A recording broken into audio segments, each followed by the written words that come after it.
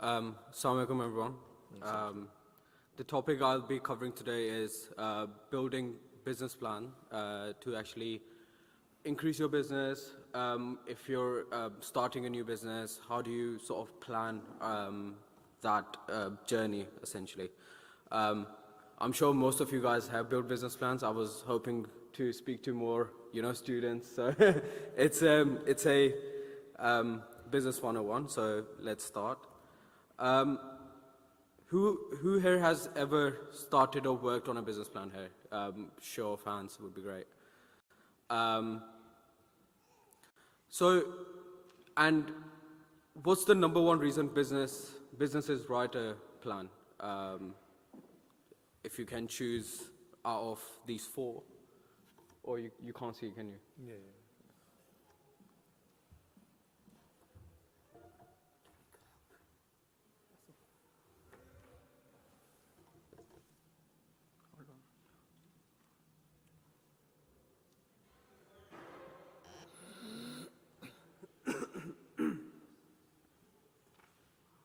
Oh, perfect.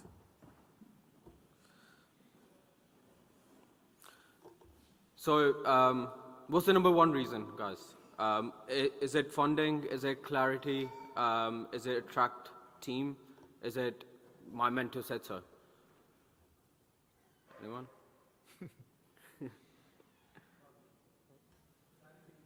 Clarity. Anyone else? Clarity.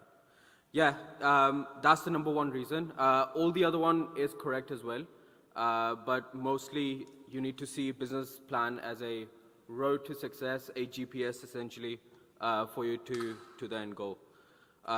Why a business plan matter? Like I said, it's GPS of growth. It takes you from point A to B to C to D, and then towards your end goal. It helps you avoid dead ends, align your team together, and make better decisions as a team towards your goal. So the blueprint of business plan is, number one, executive summary. This is where you sort of give a summary of your business, what's it meant to do, what the target audience, and a brief about the business. Then the business description in a bit more detail. Market analysis. The reason why this is important is to see what is the market that you can grab for your business. You call it TAM, total achievable market, and stuff like that. Then you have what product and services you will be providing as a business. Number 5 is marketing and sales. So for the success of any business, marketing and sales is the core that you need to achieve. Obviously, revenue builds the business and stuff like that. And then number 6 is operations. How would you run the business? Number 7, team and management. Now, whenever you go to an investor, what investors look at is the management team that they're backing, essentially, right? So building that team, having right people at the right places is very important. Number 8, financials. Again, something the investors will see, and you yourself will see what the end goals are. How will you get there? What the profitability will be like, etc., etc. And number 9, last but not the least, risks. Risks are very important to highlight and mitigate and have a good plan around those risks. When you're building a business plan, there are a few questions that you need to ask yourself before you put that on a paper. What is the problem that you're trying to solve for your consumers? If you're B2B, what problem you're solving for the business? If you're B2C, what your problem solving for your consumer? By the way, B2B is business to business, business, and B2C is business to consumer, so end consumer. The next thing is, who is your customer? How do you tackle that? Real competitors. Now, the reason why competitors are important is, A, you need to see how they're conducting their business, what market share they have, and how you're going to be unique in that proposition, which leads to the next one, unique value. What unique value are you bringing to the business? Why are your consumer going to leave your competitors and come to you? for your services and products. The next one is go to market. How would you set yourself up? How would you set your sales team up, marketing team up to actually go to the market, get that consumer or the business that you're fighting for to come and pay you essentially, and then credible numbers. So whenever you're looking at your finances, balance sheets, the P&Ls, you need to see if those numbers are achievable, and etc. So, which section investors care the most?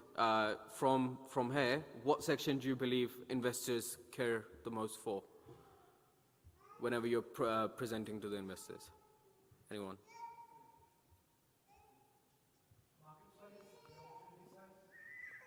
Yep, and? Financials, yes. Anyone else? Team. So everything is important, but the most important thing which the investors look for is obviously the executive summary, which basically hooks them and grabs their attention when you start the presentation, and the financials, so realistic assumptions and clear path of returns, and so these two are the most important things that hooks the investors in. They see if it's going to be a profitable venture or is it going to be a fail. So these two things are important. The rest of the things are equally as important, but these two things are the hook that gets the investor come in. So as I said before, there are two types of businesses, a B2B and B2C. We at Nets have started or created a recent business plan for both. B2B being electric car chargers, how do you go to the commercial parking and install your chargers, and then B2C is the smart home element. How do you go in? So currently smart homes is a product that you buy off the shelf and you just put it inside. What we're trying to do is provide a full consumer service around it where all your smart devices will speak to each other. For example, you've got your sensor and then you've got dehumidifier. The sensor will see, okay, there's humidity in the room. The dehumidifier will turn on itself and do the job. So the two different these are two different worlds, B2B and B2C. So the 6 things that you look at is customer focus, sales cycle, decision making, relationship, marketing, and scale strategy. Customer focus. So B2B, these are businesses, decision makers. You normally work with committees. They will take the decision. B2C is individual consumer or a family. They normally come together, see if it's financially viable to purchase, and they'll just go ahead and purchase. Sales cycle. So B2B expect long, very, very long sales cycles. Sometimes in Nets, we've seen even a year go by when we make a sale. So extremely longer sales cycle. B2C is very short and sweet. You go in, they like it, they buy it. Decision making. So in B2B, there are multiple stakeholders involved.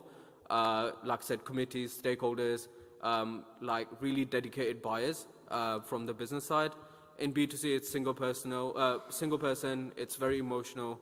So you need to hook in the B2C, and B2B, you need to provide good ROIs for them, why to buy your products. Relationship. In B2B, there's long-term relationship and partnerships. So most of the time, your business customers will give you contracts maybe yearly or monthly or weekly, whereas a B2C will be a one-time sale. It will be a very short-term relationship. And obviously some products have subscription in it, but you tend to not speak to the end consumer that much. Marketing, very targeted in B2B, professional, very ROI driven. Okay, I'm going to put this much in marketing and this much I'll get out of it. In B2C, however, it's mass market, brand driven, very creative. So however creative you are, the more consumer you'll end up getting, right? And today, it's the day of TikTok and Facebook and Instagram. It's how creative you are, and that's how you grab the customer. Scale strategy,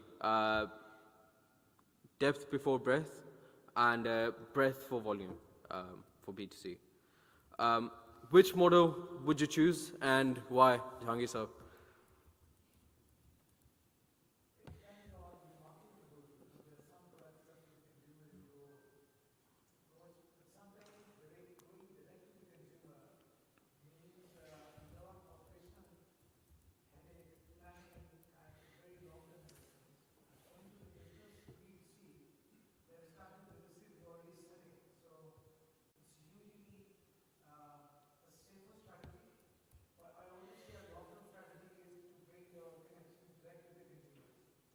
Yep. Yep.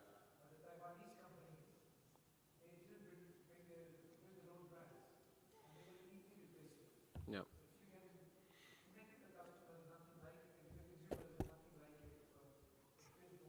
Yeah. So there's a new thing in the market as well, like Jahangir Saab was saying. Um, there's now a term called B2C, so business to business to consumer. So like Jahangir Bhai said, it's always really good to connect with your end consumer. Anyone else? What business model would you choose, B2B or B2C? And any reason why? Anyone want to volunteer?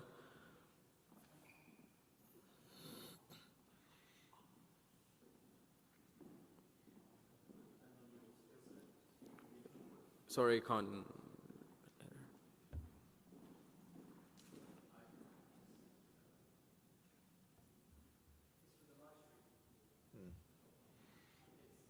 Could depend on your skill set. If you've been trained in certain things, you can only go directly to consumer. Yep. Let's say medical professional. Whereas if you're generically, setting up, it could be business to business. Yeah. All right. Perfect. So to dive a bit more into B2B and what to emphasize, one is deep research. You need to research your business, your customer really well. What are their pain points? Why would they choose your service and product? Multi-stakeholder buying. You tend to see in a B2B environment, there's like 4 or 5 people that you go through in the procurement team. Then you have to present your ideas to the delivery team or the operations team to actually sell your product. So it's a really long sales cycle. ROI proof, then you have to give a proof why your service is the best, why is it competitive in the market, what's the quality you're going to bring to that business, to your customer. So there's a lot of ROI proof that you need to do. Longer cycles, like I said, credibility signals. So you have to show that you have credibility in the market. That's why they will come to you. You have quality, your price is competitive, and then compliance notes. There's a lot of red tape around you coming in. So for example, us trying to go sell a service to an operator and internet service provider, we have to show that we've got 7 or 8 trainings per engineer, so it gets really costly. So there's a lot of compliance and red taping around, selling to businesses. B2C, what to emphasize, behaviors and triggers. So most consumers are very emotionally driven. If they like the product, they will go ahead and buy it. If they don't like it, they won't buy it. Is it cost effective? Even if it's not, is it bringing the right quality of life to their life? So all these things matter. Brand plus UX first. So branding. So I know a lot of people buy LV bags. I know it's very cheap to make, but people still pay a lot of money to buy it. It's just because of the brand. Fast GTM experiments. So if you started a B2C business, you can see a lot of turnaround really quickly if people are hooked to your product or not. So experimentation-wise, you can do a really quick experiment on your strategy, sales strategy, GTMs in the B2C world. Social influences, you tend to see a lot of B2C products are pitched to the world via YouTubers and influencers. So those guys really influence the consumer and the market. Loyalty. So I use an Apple brand, an Apple iPhone. I would never go to Samsung. And I'm sure it's true for you guys as well. So loyalty matters in the B2C. Once you have the customer hooked, they won't go to anywhere else. The next one is, and the final one is analytics and iterate. So you analyze and then you keep on doing it. You try something new, again, experiment is fast. If it's working, you do it again, and so forth and so on. Which part of the plan feels most difficult or intimidating? Common challenges are market validation. You go into the market, you have a perception that this will do well, but will it? What's the thought process behind it? So that is one of the most challenging things when you're building a business plan. Forecast realism. I mean, you sit amongst your friends and you say, okay, if I open a tutor business, for example, you'll have 10, 15, 20 people, students showing up. But is that realistic? What are the numbers? How are you bringing those numbers into play? So that's really hard and challenging to do. Differentiation. What's the unique selling point that you bring into the market? So for us as a contracting business, there's hundreds and 200s of businesses that are doing the same. But what's unique about us? Is it pricing? Is it the technology that we bring in with the labor work that we do? What's that unique difference? The next one is pricing. Again, are you competitive? Are you expensive? Obviously, then there comes quality of stuff. How is that all gelled together in your plan? And then focus creep, maintaining core priorities. You tend to, when you're a single-man team or a single-man business, you tend to go around and say, oh, I should do this. For example, you open a shop, you're selling Coke Zero quite well, but you then start seeing, oh yeah, should I put crisps in and all that kind of stuff, but that doesn't work. So that was a bad example, but however, you tend to, divert your focus onto other things, so that's really hard as well. So business plan should be treated as a live document. You should always go back to it, see if you're diverting from it. So like I said, it's a GPS to success. Don't go around it, just follow the plan, and you won't see a business that has so far failed for over-planning the business. 3 takeaways and what to remember. Plan, GPS for growth. Answer core questions crisply. What's your clear, unique selling point? And all that kind of stuff. Match plan to B2B versus B2C reality. And yes, that's it from me. If you have any questions, please go ahead.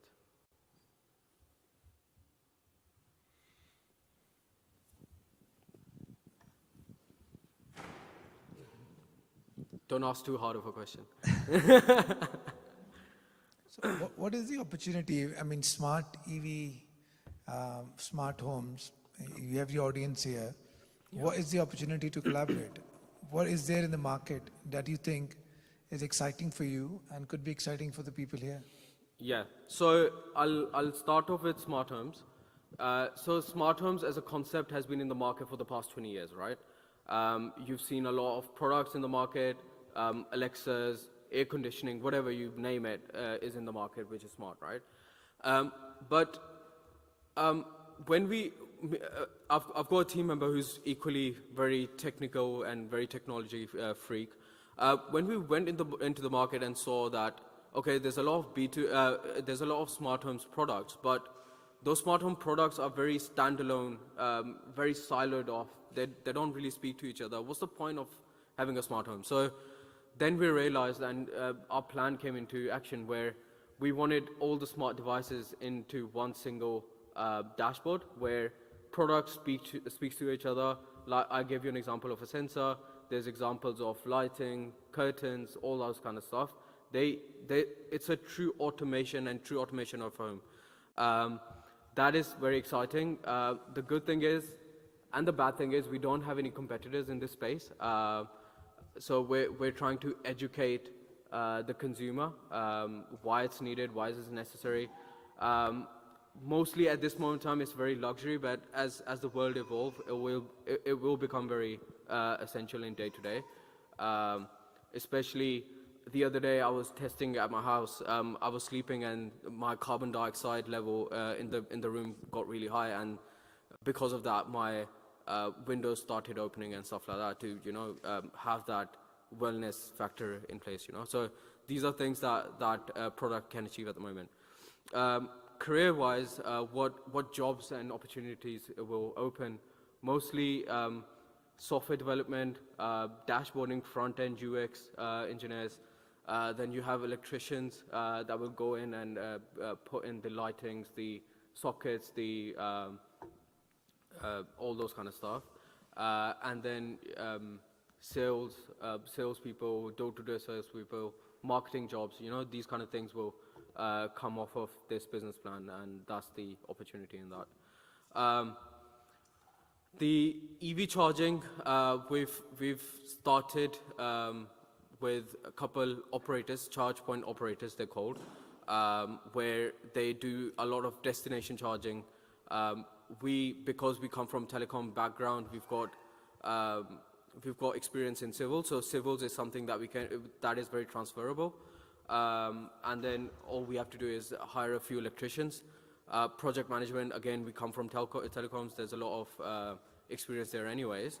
So it was a right decision to diversify ourselves, not spreading ourselves too thin, because we had 2 out of the 3 competencies. We just needed 1 more, so we've added that, and it's started to run now, and it's really successful. Again, the opportunities-wise, a lot of electricians are needed. What we've seen in the market is there isn't enough power to house a lot of chargers that the government is wanting. So there's a lot of substation that needs to be built. So there's a lot of electrical engineering work out there at this moment in time, to achieve their net zero. Through EV charging and solars and batteries and all that kind of stuff. So, yeah, that's on smart homes and EV. So, Haseeb, this may not sit directly with you, but I think it was mentioned in one of the previous meetings where maybe we should share a template for the business plans and all that with the wider group. Anybody that I speak to, people don't understand business plan, cash flows, forecasts. So I don't know if you can share that, if you have a template, or maybe we can share that through the... We can share it after. We'll share the business plans that we've created for our recent investments. So we can share it. Jahangir sir, we can do that, right? Yeah. So, Any other questions?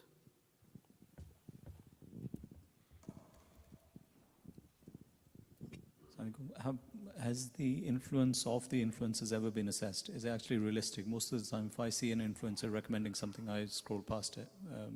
Is it actually worth it? So let me repeat your questions, and if I understood it correct, you're asking if influencers, how do you assess or analyze if the influencers have influence in the sales of the businesses? Is it actually worth engaging them? Yeah. So I can't say for now because I haven't personally looked at it, but from market and research and what we've seen is a lot of young people in this environment tends to look at the influencers that they look at on a daily basis and buy the products that they're recommending.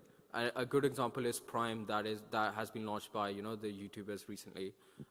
It was the most talked about product, the most sold product. The shelves were empty. But because the product wasn't as good, now you see it's on shelves and it's in clearance. So having the right product obviously matters, but obviously the influencers selling your product is very important as well. And they're able to genuinely put that product across a wider group and a loyal group as well. So.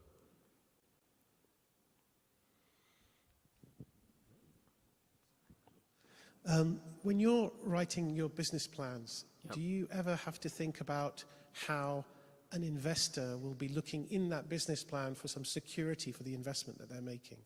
In other words, you mentioned the people are very important. Do you Yeah. buy into the people? Yeah. Do you ever put anything into a business plan to say these people are how invested they are in that company, and that, in other words, they're not going to leave very quickly when Yeah. the investment's been made? What kind of assurances do you build into a business plan for that investment? So obviously, keeping your people, what you show your investors is that these guys have been with us for the past 5, 6, whatever years. So start off the bat, you've got some sort of backing to give to the investors. The other thing is how to keep your good people with you is with good incentives, the good growth path, and all that kind of stuff. Most of the businesses most of the businesses are run by the people, right? So it is very hard to put that into a business plan. All you can do is talk about that person, and that's what we normally do. Oh, he's got this many years of experience. I've known him for this many years. In the past, he's achieved these numbers and all that kind of stuff. So numbers you can show, the years of experience you can show, but obviously you can't give any guarantees that he won't up and leave, the next day. But those kind of things that you can really show to the investors, essentially.